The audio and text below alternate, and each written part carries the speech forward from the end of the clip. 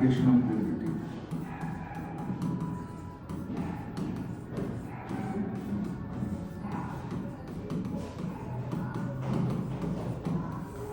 ठीक है, तो एप्लीकेशन ऑफ डेरिवेटिव में जो है तुमको 3 चैप्टर मेनली ध्यान रखना होगा। ठीक है, इसमें 3 चैप्टर जो है आपको ज़्यादातर पूछा जाता है। जैसे एक चैप्टर हो गया आपका इंक्रीजिंग डिक्रीजिंग। ठीक है, इंक्रीजिंग एंड डिक्रीजिंग, ये एक चैप्टर है जो आपको काफ़ी ज़्यादा पूछा जाएगा। इसके बाद एक है आपका मैक्सिमा मिनिमा। ठीक है, मैक्सिमा एंड मिनिमा। तो मैक्सिमा मिनिमा जो है ना, ये भी इंपॉर्टेंट है। मैक्सिमा मिनिमा देखोगे तो यहाँ पर एओडी में सबसे ज़्यादा इंपॉर्टेंट है। एओडी में सबसे ज़्यादा इंपॉर्टेंट चैप्टर की बात करें हम लोग तो मैक्सिमा मिनिमा ही है। ठीक है, स्पेशली फॉर सीबीएसई बोर्ड, अगर सीबीएसई बोर्ड में हो या जेई में हो तो दोनों के लिए। लेकिन बिहार बोर्ड में थोड़ा कम पूछता है, लेकिन फिर भी आपको ऐसा नहीं कि पढ़ना नहीं है, अच्छे से पढ़ के जाना है, क्योंकि अभी नहीं पूछता है लेकिन आपको पूछ सकता है। ठीक है, तो जेई वगैरह में लेकिन काफ़ी ज़्यादा पूछता है इससे, और सीबीएसई में तो आपको जब पूछता ही पूछता है, तो इसको ध्यान रख सकते हो। इसके बाद एक आ जाता है आपका रेट मेजरमेंट। ठीक है, रेट मेजरमेंट। अब अभी देखोगे तो मेनली ये टॉपिक जो है आपको पढ़ना होता है। ठीक है, तो आपको अगर जेई और सीबीएसई के देखे होगे सिलेबस में तो आपको ये 3 चैप्टर दिखेगा मेनली। लेकिन अगर बिहार बोर्ड में हो तो जैसे आपको टैंजेंट नॉर्मल भी पढ़ना पड़ेगा। ठीक है, क्योंकि उसमें टैंजेंट नॉर्मल पूछा जाता है। लेकिन अगर आप सीबीएसई में तो टैंजेंट नॉर्मल आपके सिलेबस में नहीं है, ये जेई में भी नहीं है अब तो। लेकिन टैंजेंट नॉर्मल जो आपको ऑलरेडी हम पढ़ा चुके हैं ना, टैंजेंट नॉर्मल तो क्लास किए थे सभी लोग, तो टैंजेंट नॉर्मल के लिए कोई दिक्कत नहीं है, वैसे भी वो आसानी होता है और एक क्लास किए थे तो आप लोग उसको देख लेना। ठीक है, तो उसको तो हम रिकॉर्ड भी किए ही थे सर, टैंजेंट नॉर्मल को, टैंजेंट नॉर्मल डाले थे ना वीडियो, तो वो भी आप देख सकते हो, जो लोग नहीं किए होंगे देख लो।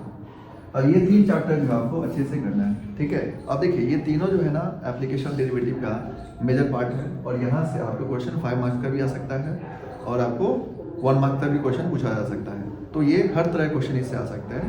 अब इसमें हम लोग को एक एक करके समझना पड़ेगा किस तरह से क्या है। ठीक है, तो देखो रेट मेजरमेंट जो होगा, रेट मेजरमेंट को हम लोग बाद में देखेंगे। पहले देखते हैं इंक्रीजिंग डिक्रीजिंग, पहले इंक्रीजिंग डिक्रीजिंग देखते हैं, उसके बाद देखेंगे मैक्सिमा मिनिमा, और फिर देखेंगे हम लोग रेट मेजरमेंट के बारे में। क्लियर है बात?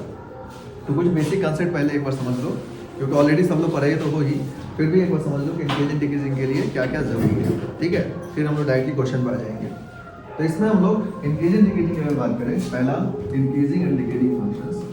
तो इंक्रीजिंग एंड डिक्रीजिंग फंक्शन में देखोगे तो होता क्या है कि आपको यहाँ पर जो ध्यान रखना पड़ेगा वो सबसे पहली बात कि अगर कोई फंक्शन इंक्रीजिंग है, इंक्रीजिंग में भी 2 बात हो जाता है, जैसे एक होता है स्ट्रिक्टली इंक्रीजिंग और एक होता है इंक्रीजिंग। ठीक है, उस तरह से एक होता है स्ट्रिक्टली डिक्रीजिंग, एक होता है डिक्रीजिंग। तो माइनर डिफरेंस है, इसमें कोई बहुत ज़्यादा डिफरेंस नहीं है। मतलब अगर आपको स्ट्रिक्टली इंक्रीजिंग बोला जाएगा तो स्ट्रिक्टली इंक्रीजिंग का मतलब ये होता है कि आपको सिंपली ध्यान रखना है। ठीक है, क्योंकि आपको बेसिक तो सारा क्लियर हो ही चुका है, ऑलरेडी पढ़ा चुके हैं ये सारा चीज़ बेसिक से।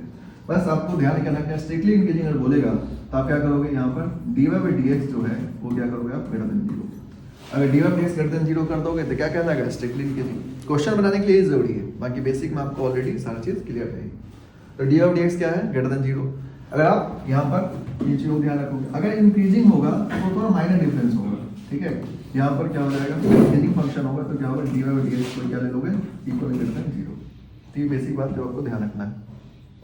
अगर स्ट्रिक्टली डिक्रीजिंग बोला जाएगा तो स्ट्रिक्टली डिक्रीजिंग में क्या करोगे आप, तो देखो स्ट्रिक्टली डिक्रीजिंग में जो है आपको ध्यान रखना है कि जो dy/dx है वो क्या हो जाएगा आपका लेस देन 0। ठीक है, ये dy/dx क्या हो जाएगा लेस देन 0। अब यहाँ पर अगर डिक्रीजिंग की बात करेंगे हम लोग, सिर्फ डिक्रीजिंग की बात करेंगे तो क्या हो जाएगा आपका dy/dx जो है वो इक्वल लेस देन 0 हो जाएगा।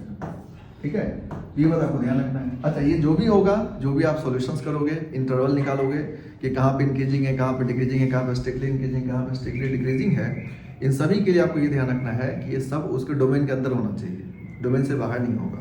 क्लियर है बात? तो आपको इस चैप्टर को अगर इसके क्वेश्चंस को करना है तो ये तो बेसिक बात वैसे भी याद रहेगा आपको, है ना। थोड़ा नाम से ही क्लियर है कि इंक्रीजिंग है तो पॉजिटिव होना चाहिए, डिक्रीजिंग है तो निगेटिव होना चाहिए। इंपॉर्टेंट जो है इस चैप्टर में वो ये है कि आपको डिफरेंशिएट तो करने ही आना चाहिए, जो लगभग सभी लोगों का डिफरेंशिएशन अच्छा रहता ही है। जो मेन प्रॉब्लम करता है वो है इनइक्वालिटी। ठीक है, लीनियर इनइक्वालिटी जो है ना आपका जितना स्ट्रॉन्ग होगा ये चैप्टर में आपको उतना ईजी पड़ेगा, क्योंकि अगर एओडी में देखोगे एप्लीकेशन ऑफ डेरिवेटिव में डिफरेंशिएशन करना बहुत बड़ी बात नहीं है, या जो इसके कंसेप्ट है वो भी बहुत ज़्यादा टफ नहीं है। लेकिन जो लीनियर इनइक्वालिटी लगता है, इंटरवल निकालने के लिए बोला जाता है, तो वो वहाँ पर आप फंसते हैं, ठीक है। तो उसको अच्छे से, अगर 11th क्लास में जो लीनियर इनइक्वालिटी पढ़ते हैं, अगर उसको आप अच्छे से ध्यान रखे हो तो आपके लिए बड़ा आसान है ये चैप्टर। इस चैप्टर में और कुछ नहीं है अगर देखोगे तो लीनियर इनइक्वालिटी जो है इसको आपको एक बार ध्यान रखना है। क्लियर है बात? क्योंकि डिफरेंशिएट करने के बाद जब आप इंटरवल निकालने के लिए जाओगे तो उसकी इसी की जरूरत पड़ने वाला है, ठीक है। तो कुछ कुछ बेसिक क्वेश्चन हम लोग करते हैं ताकि आपको ये क्लियर हो जाए। और लीनियर इनइक्वालिटी में कुछ बेसिक कंसेप्ट आपको ध्यान रखना है, जैसे कि कहाँ पर इंटरवल कैसे लिया जाता है, साइन स्कीम इसका किस तरह से होता है, वेवी कर्व मेथड जो पढ़ते हैं ना लीनियर इनइक्वालिटी में, वेवी कर्व मेथड, ये मेथड आपको पता होना चाहिए, जिसमें साइन स्कीम में हम लोग कहाँ पर प्लस लेना है, कहाँ पर माइनस लेना है, तो ये बात आपको पता होना चाहिए। क्लियर है बात? अगर ये चीज़ें पता है तो आपको यहाँ पर कोई दिक्कत नहीं होगा। अब कुछ कुछ बात जो आपको ध्यान रखना है कि लीनियर इनइक्वालिटी के अंदर वो ये ध्यान रखना है, जैसे कि अगर कोई फंक्शन है जो एक्सपोनेंशियल टर्म में है, जैसे एक्सपोनेंशियल है, तो उसको इनइक्वालिटी में रखने की जरूरत नहीं है, क्योंकि एक्सपोनेंशियल को यहाँ पर, एक्सपोनेंशियल फंक्शन क्या होता है, ऑलवेज पॉजिटिव होता है। इनइक्वालिटी में हम लोग उसको देखते हैं जो पॉजिटिव निगेटिव दोनों हो सकता है, लेकिन कोई फंक्शन ऐसा है जो कंप्लीटली पॉजिटिव है या कंप्लीटली निगेटिव है, तो इनइक्वालिटी में उसका कोई रोल नहीं है, ठीक है। इनइक्वालिटी में उससे कुछ फर्क नहीं पड़ेगा। जैसे मान लो एक्स स्क्वायर है, तो एक्स स्क्वायर के होने से कुछ फर्क नहीं पड़ेगा इनइक्वालिटी में, क्योंकि एक्स स्क्वायर क्या करेगा, वो ऑलवेज पॉजिटिव हो जाएगा। उसी तरह से एक्सपोनेंशियल क्या होता है, ऑलवेज पॉजिटिव होता है, तो उसको इनइक्वालिटी में कंसीडर नहीं करना है। मतलब कई बार क्या होता है, क्वेश्चन आपको ऐसे आ जाएगा कि y = x है, इसको सॉल्व करके बताओ किस इंटरवल में इंक्रीजिंग होगा, किस इंटरवल में डिक्रीजिंग होगा, या मैक्सिमम मिनिमम भी इससे पूछा जा सकता है कि इसका मैक्सिमम वैल्यू बताओ, मिनिमम वैल्यू बताओ। तो आप यहाँ पर फंस जाते हो कि इसका इनइक्वालिटी हम लोग क्या करेंगे अगर इसका जरूरत पड़ा तो ये एक्सपोनेंशियल फॉर्म में है। इस एक्सपोनेंशियल फॉर्म में तो क्या होगा, आइदर स्ट्रिक्टली इंक्रीजिंग होगा या स्ट्रिक्टली डिक्रीजिंग होगा। और कोई भी चीज़ जब इंक्रीजिंग है, कंप्लीटली में पता है कि स्ट्रिक्टली इंक्रीजिंग है, या हमें पता है कि स्ट्रिक्टली डिक्रीजिंग है, तो उस सिचुएशन में हम लोग यहाँ पर इसको इनइक्वालिटी में कंसीडर नहीं करेंगे, क्योंकि जब ऑलरेडी पता ही है तो इसमें कोई दिक्कत वाली बात है ही नहीं। क्लियर है बात? अरे बात समझ में? तो आपको ये चीज़ें ध्यान रखना है। अब इसमें y = x है, तो इस तरह का x हो गया, e⁻x हो गया, a⁻x हो गया, इस तरह के जो फंक्शन हो गए, या e⁻−x हो गया, ये सब इनइक्वालिटी में कंसीडर करने की जरूरत नहीं है। ये बेसिक बात है जो आपको ध्यान रखना है, क्योंकि ऐसे ऐसे क्वेश्चंस में क्या होता है ना कि आप फंसते हैं, ठीक है। तो आपको इन चीज़ों को ध्यान रखना है। आप ये मान के चलो इनइक्वालिटी आपका स्ट्रॉन्ग है तो आपके लिए कोई दिक्कत वाली बात नहीं है, ठीक है। अब क्लास 11 में आप पढ़े होंगे, पढ़े तो जरूर होंगे, है ना, पढ़े तो होंगे ही। वो बात अलग है कि याद नहीं होगा, है ना। इनइक्वालिटी जो है आपका याद नहीं होगा, वो अलग मैटर है, लेकिन पढ़े सब लोग होंगे। तो इसमें हम लोग देखते हैं कुछ क्वेश्चंस करके और उसी के थ्रू समझते चलो कि क्वेश्चन कैसे बनेगा। क्लियर है बात?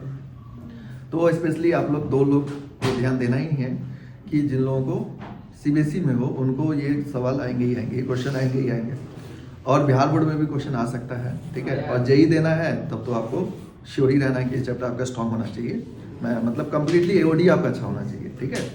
तो हर एक सिचुएशन में, चाहे आप किसी बोर्ड में हो या कोई भी एग्जाम देना आपको जेई से रिलेटेड, तो आपको ये सारे चैप्टर अच्छे से आना चाहिए। और क्या करना, इनइक्वालिटी जो है ना एक बार ठीक से और देख लेना, जो आप 11th में पढ़े होगे, वो जो नोट्स होगा आपके पास उसको एक बार ठीक से देख लेना, क्योंकि इस चैप्टर में और कुछ दिक्कत नहीं करेगा आपको। क्लियर है बात? तो चलो हम लोग देखते हैं कुछ क्वेश्चन, समझ गए सभी लोग? ठीक है, तो इसको नोट कर दो एक बार पहले, नोट कर लो। ये बेसिक तो सारा चीज बता ही चुके ना तुम लोग को, बेसिक तो क्लियर है ही आप लोगों को, बस एक कंसेप्ट याद रखो क्वेश्चन बनाने।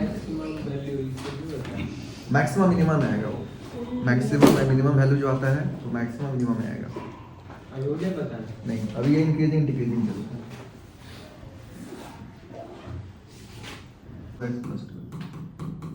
ठीक है, तो ये जो क्वेश्चन है आपको x⁴ minus of x³ minus 5x² plus 12 24x plus 12, इसमें पूछा गया आपको कि इंटरवल बताना है for strictly increasing and strictly decreasing.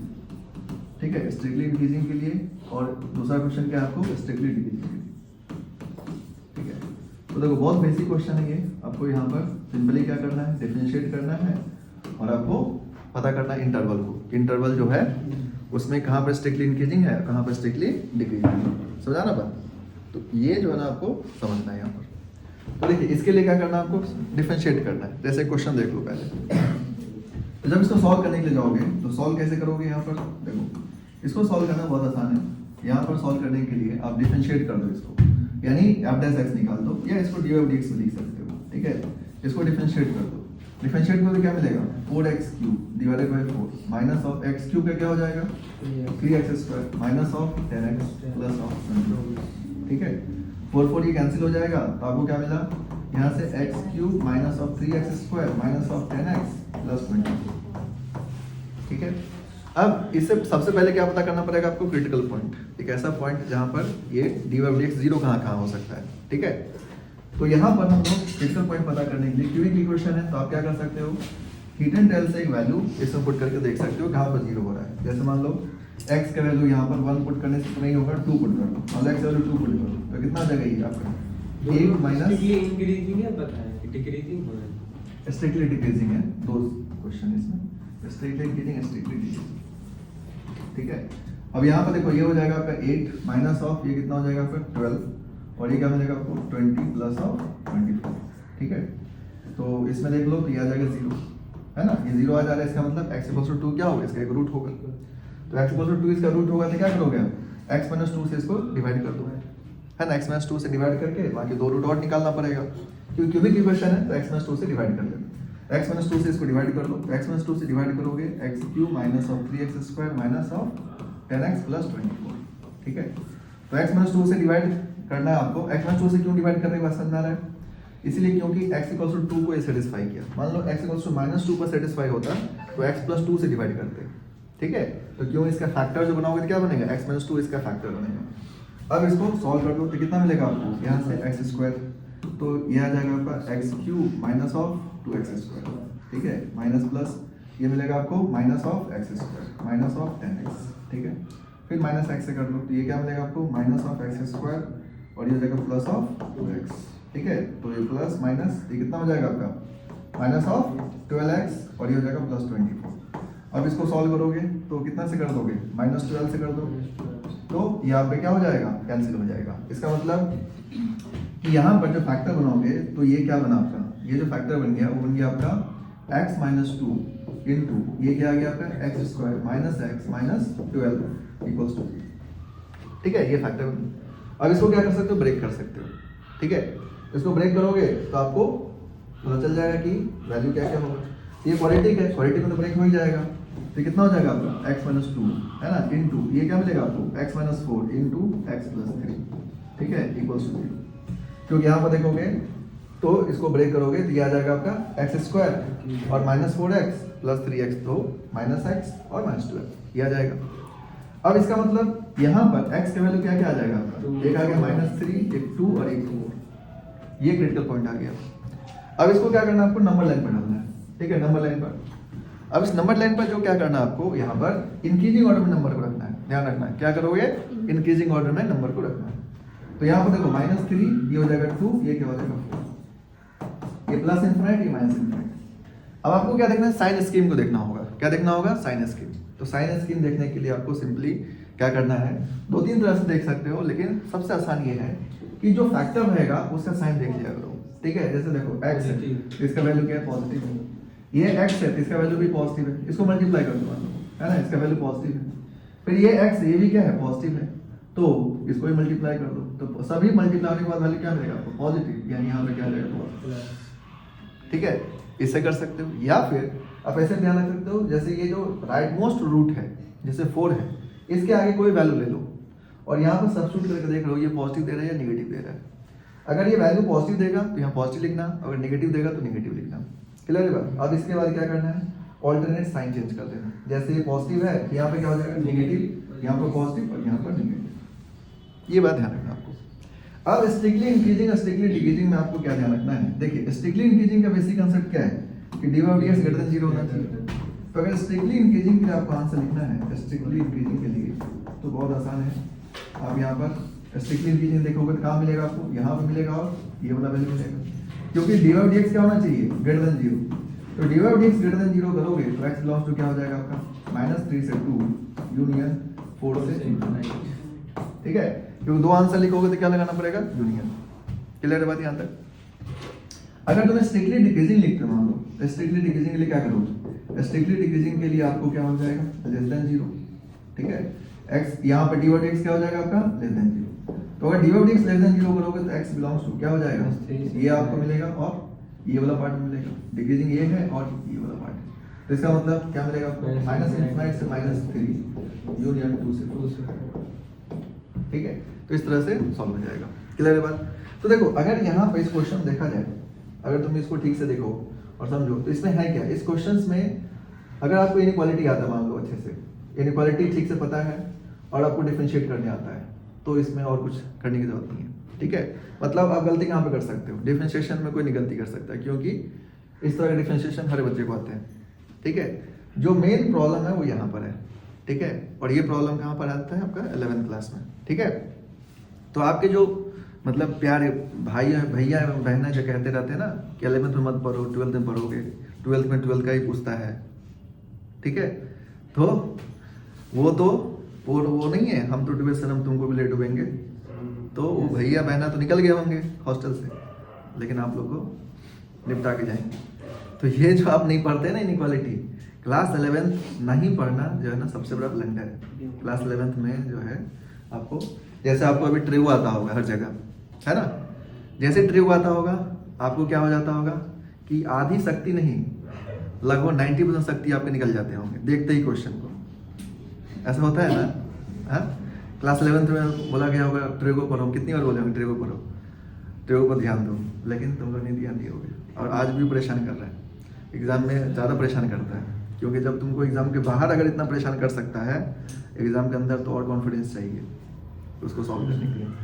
तो ये सब आपको सही करने की जरूरत है, लेकिन इनइक्वालिटी ट्रिगो से भी ज़्यादा इजी होता है, इसमें ज़्यादा कुछ नहीं है, ठीक है। तो आपको ये चीज़ें ध्यान रखना पड़ेगा। सर वहाँ पे x = 2 कैसे लीजिए सर? कहाँ पर, ये वाला हाँ। इसमें x = 2 के लिए आप सिंपली क्या कर सकते हो कि कोई भी वैल्यू इसमें सेटिस्फाई करके देखो, ठीक है। ये जो dy/dx है ना, इसमें क्या करना है, सेटिस्फाई करके देखना है। जैसे हम लोग डिफरेंशिएट किए, अब ये जो फैक्टर आया इसमें कोई वैल्यू, क्यूबिक इक्वेशन है, इसमें कोई वैल्यू सेटिस्फाई करो, अगर जिस वैल्यू के लिए 0 आ जाएगा वो उसका रूट बनेगा, ठीक है। जैसे आप इसमें चेक करने के लिए इन जनरल आप 1, -1, 2 और -2 ये 4 वैल्यू में से कोई ना कोई सेटिस्फाई कर ही जाएगा, ठीक है। तो यहाँ पर हालांकि मतलब कोई आप एकदम से क्वेश्चन ऐसा डाल दिया कि भाई नहीं है करना है ना, 1/2 पर कर जाएगा, 1 में कुछ करने के लिए तो कोई भी वैल्यू हो सकता है, लेकिन इन जनरल अगर बोर्ड लेवल पर देखोगे तो आपको 1, 2, -1, -2 आप पुट करोगे आ जाएगा, ठीक है। x - 2 कहाँ से? x - 2 क्योंकि x = 2 पर ये सेटिस्फाई किया, हाँ। तो ये 2 इस साइड आएगा तो क्या बनेगा इसका फैक्टर x - 2, इसलिए डिवाइड x - 2 से करना। जैसे अगर x = -2 पर ये सेटिस्फाई करता मान लो तो x + 2 से डिवाइड करना, ये बता रखना। क्लियर है बात, तो इसको नोट कर लो।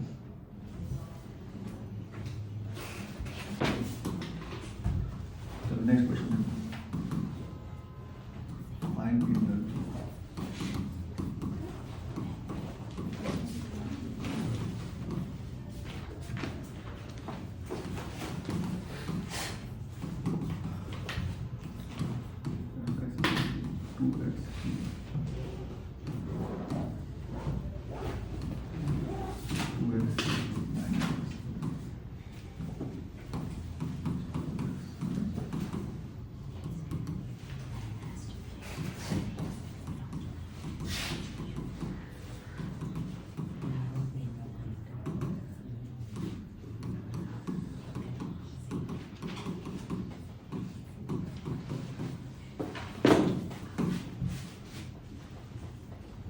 सॉल्व करो।